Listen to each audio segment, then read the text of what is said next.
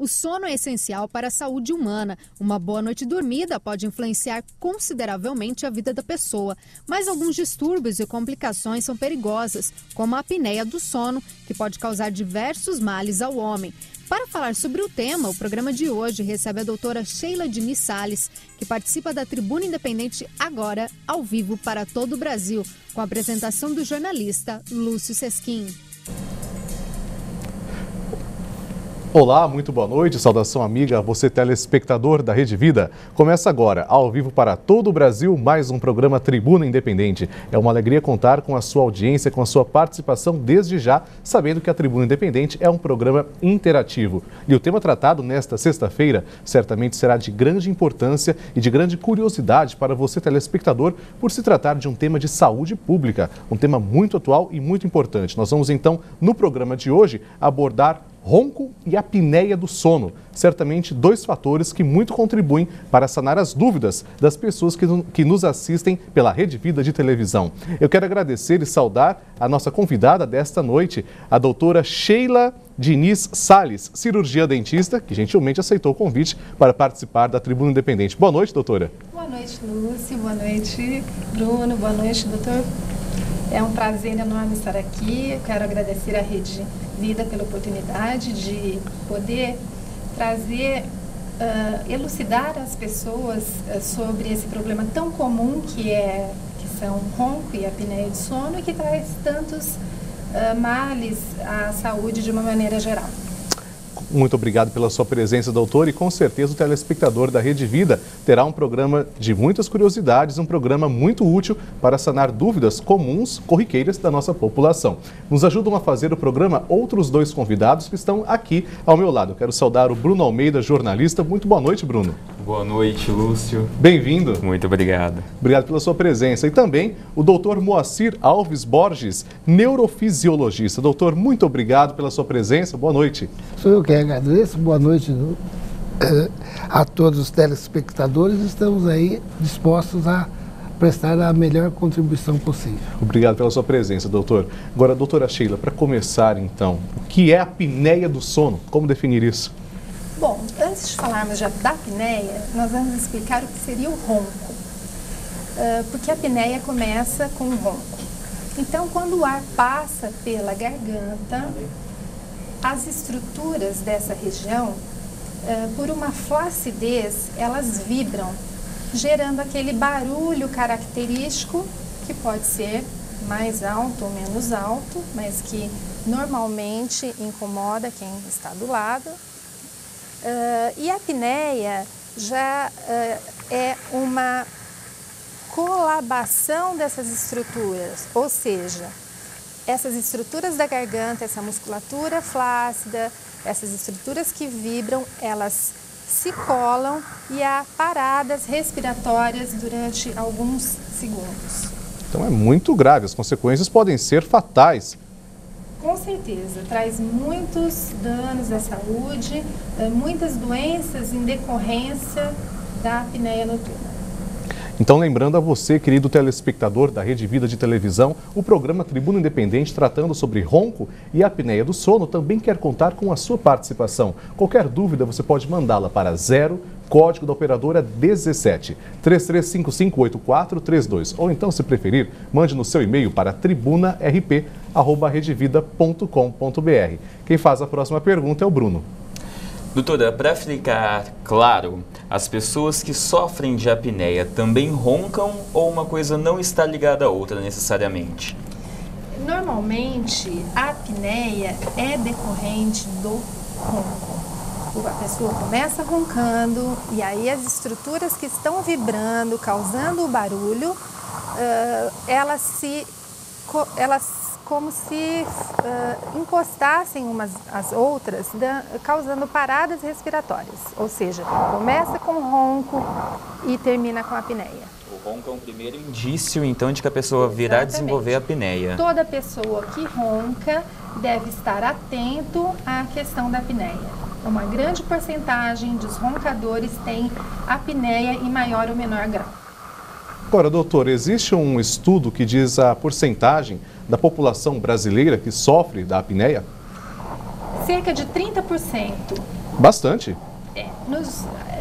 Com certeza há estudos recentes e como está ligado à obesidade, isso vem aumentando. Dr. Moacir, com certeza, tem dados mais atuais sobre isso. Realmente, Sheila, é exatamente isso. Ela passa a ser um problema quase de saúde pública. E os homens eles levam uma certa vantagem nisso, né? São os mais acometidos, né? As mulheres são mais protegidas, né? E, de uma maneira geral, entre 10% e 30% da população dos países tem a apneia e o ronco. Então, essa observação que você faz a respeito de se ficar atento, principalmente os companheiros, ficarem atentos com aquela pessoa que começa a apresentar ronco durante o sono, porque ele poderá evoluir para apneias graves e pode chegar a um ponto em que as apneias tornam-se tão graves que até não tem mais o ronco, né? Porque há aquele colabamento quase que abrupto durante o sono. Uma parada respiratória acaba e outra começa. Então, são sucessivas paradas respiratórias. Então, na verdade, o companheiro acha que o roncador parou de roncar e, na verdade, ele está em parada respiratória. Puxa, extremamente perigoso. Agora, doutora, a senhora disse cerca de 30%. Desses 30%, qual seria a porcentagem que está ciente que tem essa doença? Essa é uma pergunta bastante difícil. Hoje nós estamos aqui para conscientizar a população de que não se brinca com ronco. É uma questão tragicômica, né? Serve muitas vezes de motivo de piadas entre familiares, colegas, mas na verdade é muito mais trágica do que cômica, porque ela traz várias consequências para a saúde de uma maneira geral. Então, com certeza, a doutora acabou de confirmar a você, telespectador, que o programa de hoje pode despertar dúvidas. Inclusive, é um alerta para que as pessoas se preocupem com essa realidade que, segundo a doutora mesmo disse, acomete cerca de 30% da população brasileira. Eu quero contar com a sua participação. Mande sua dúvida para 0, código da operadora 17 3355-8432, ou então seu e-mail para tribunarp@redevida.com.br. Lembrando que o tema desta noite é ronco e apneia do sono. Eu passo a palavra agora ao Bruno. O doutor mesmo elucidou que os homens estão mais propensos a desenvolver a apneia do sono. Mas fica a questão, as mulheres também podem desenvolver esse distúrbio do sono, doutora? Sim, existe uma relação de 3 homens para uma mulher, em média. Sendo que a mulher, por volta de 40, 45 anos, ela alcança o homem por questões hormonais, menopausa, pré-menopausa, obesidade. Então aí há uma equivalência por volta dos 40 e poucos anos da mulher em relação ao homem. As questões hormonais, então, é que vai determinar que a mulher atinja tanto quanto o homem, então? Pode ser um fator desencadeante, já que a mulher na pré-menopausa e menopausa tem um desaceleramento do metabolismo, fazendo com que ela ganhe peso, né? E o ganho de peso é um fator preponderante para a apneia do sono. Então, os fatores de risco, doutora, a senhora poderia elencar para o telespectador da Rede Vida os fatores de risco a desenvolver a apneia do sono? As causas da apneia normalmente estão mais relacionadas às apneias obstrutivas, como o próprio nome diz, a uma obstrução na passagem do ar pelas vias aéreas posteriores. Ou seja, existe causas como pescoço curto, pescoço largo, língua grande para uma boca pequena, a obesidade, porque o que nós engordamos por fora, nós engordamos por dentro, então há uma obstrução, tudo que obstrua a passagem de ar. Alguma questão anatômica, problemas de septo nasal, desvios, uma mandíbula pequena, uma maxila pequena, são fatores preponderantes para que haja apneia. Há o potencial dessa pessoa desenvolver, então, portando essas características, desenvolver a apneia do sono. E, doutor, o senhor em seu consultório lida diariamente com esses problemas. O senhor também considera isso um problema de saúde pública, como o senhor disse, né? Sem dúvida, eu não tenho essa dúvida, porque a vida cotidiana atual, nossa população e a população mundial está engordando, está ganhando peso. E é muito bom que se frise isso, que o aumento de peso, ele é o fator mais importante no desenvolvimento ou na evolução para os distúrbios respiratórios tipo apneias obstrutivas.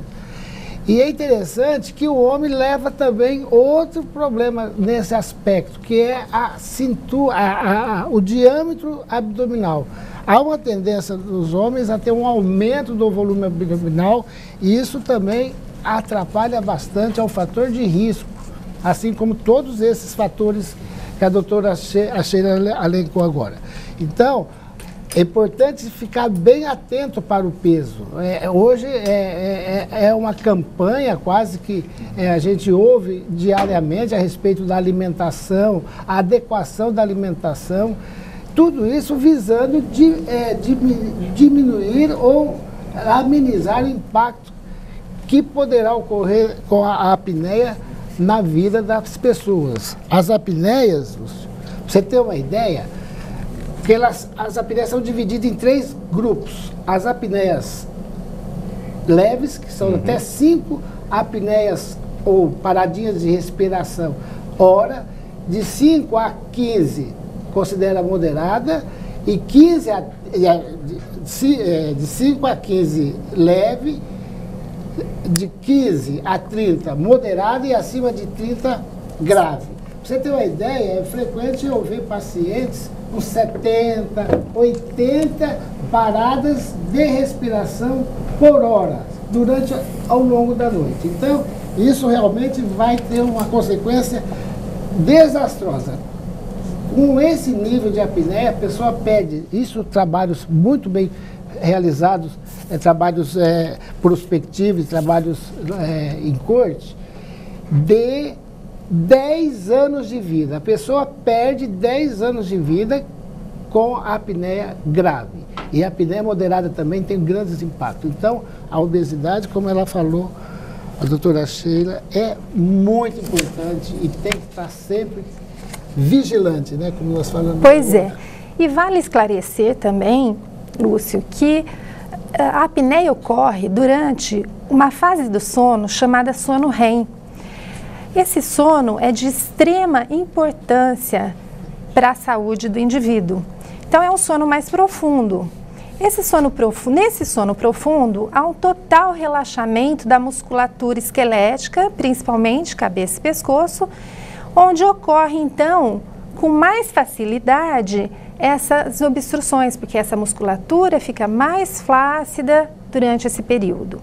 Quando o indivíduo entra no sono REM, que é muito importante, depois podemos citar as funções, né, do sono REM, ele entra em parada respiratória, porque ele entrou no sono REM, que é a 4ª fase do ciclo de sono. Ele entrou nesse sono onde ele vai descansar, onde ele vai repor a energia gasta durante os dias, onde ele vai receber uma carga de reposição de hormônios para que seu organismo funcione de uma maneira equilibrada, seu metabolismo ocorra. Ele entra em parada e ele sai do sono REM, porque o cérebro tem um centro respiratório que o acorda. Então, há um ciclo vicioso. O indivíduo entra no sono REM, ele relaxa totalmente a sua musculatura e o seu cérebro o acorda para que ele não morra afogado. Puxa, e quantas fases do sono a pessoa humana, o ser humano passa, doutora? A fase 1, 2, que são de sonos mais superficiais, e a fase 3 e 4 de sono mais profundo, sendo que na fase 3 são liberados hormônios de extrema importância, como